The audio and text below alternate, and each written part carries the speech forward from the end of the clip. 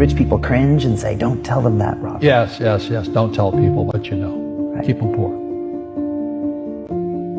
My father was the head of education, PhD, all that stuff. I go home and ask him, said, why don't we learn about money in school? And he looked at me and says, because the government doesn't let us teach that subject. The government tells us what we can teach and what we can't teach. And I thought that was strange. And I said, but aren't we going to school to learn about money? He says, no, your job is to get a job. I said, but you get a job to earn money. He goes, no, you're supposed to just get a job. I went, no. Isn't the purpose of a job to earn money? He goes, you're correct. I said, so why don't I just learn about money? I can skip the job part, And he got flustered and he said, if you want to learn about money, why don't you ask your best friend's father about money? And I said, why? That's Mike. So why ask him? He says, because Mike's father is an entrepreneur. And I said, what are you? He says, I'm an employee. I'm a government employee. And I went, oh, what's the difference?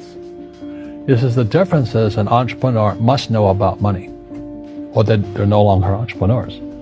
And he says an employee doesn't have to know anything about money because the government will take care of them, the company will take care of them. So I'm all confused. But I took my dad's advice and I trundled over to Mike's father's office and knocked on his door and I said, hey, I'm here, 9 years old.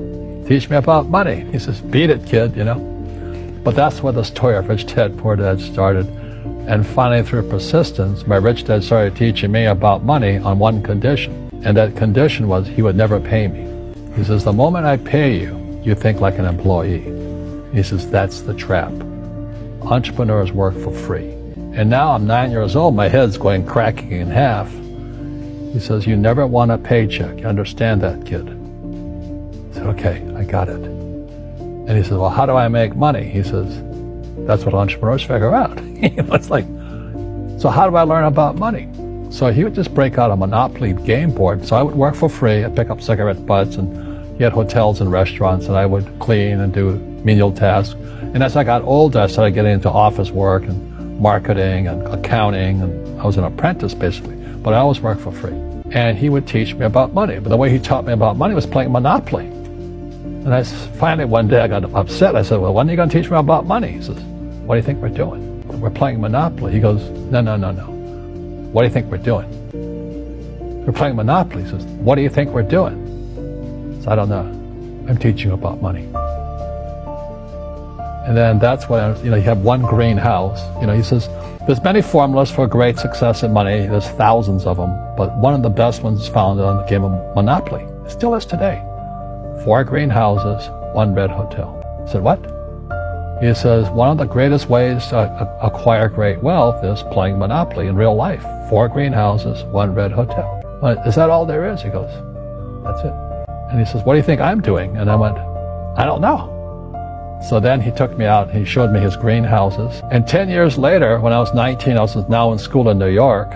And I come back to Hawaii and Rich Dad had bought the biggest piece of land smack dab in the middle of Waikiki Beach. And when you go to Waikiki Beach today, you'll see the Hyatt Regency Hotel.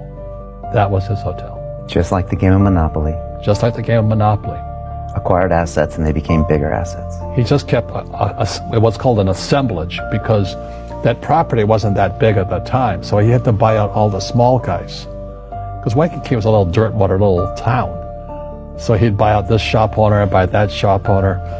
And it took him a while, but he finally assembled this large piece of property. And then he and Hyatt put up this giant hotel. It just sold for $800 million. So that's how I learned about money. I've had financial crashes. I've had people stab me in the back, but they're all good because I grow from it. That's spirituality. Now, people who are afraid of making mistakes like they teach in school, they don't ever grow because spirituality is there's good and there's bad. There's right and there's wrong. There's up and there's down. Most people only want to be right. They only want to be positive. Well, you can't have that. That's not reality. Well, I wasn't poor by most people's standards, but I came from a family with a poor attitude, if you know what I mean. Because rich, poor, middle class, poverty starts with a fundamental attitude. Poverty is passed on. It's taught in your families. And middle class is taught in families. And so the people right now who are sitting at home, who are struggling financially or worried about money or unhappy, they may be making a lot of money, but unhappy with what they're doing, it was probably taught to you. You know, your superego was taught, get a job, work hard, or you'll never be rich, or the rich are evil, or whatever. The school system will never teach you about money. The school system was designed to teach you to be an employee, which is important, or a doctor or a lawyer, a specialist, but never about money. And what most people lack is real business knowledge, like accounting, like debt, like taxes. You got to know that stuff, but they don't teach it in school to anybody. So, and then when people ask me, how did your rich dad learn this when your poor dad, a PhD, didn't? And the answer is very simply, my rich dad, who's my best friend's father, his father died when he was 13. So his rich dad had this family business at 13 to run. So he had to drop out of school, which was his blessing. There's blessings, and sometimes the blessing doesn't look like a blessing, but it turned out to be a blessing. And then his teachers became his bookkeeper, his accountant, his attorney, his banker, his real estate agents.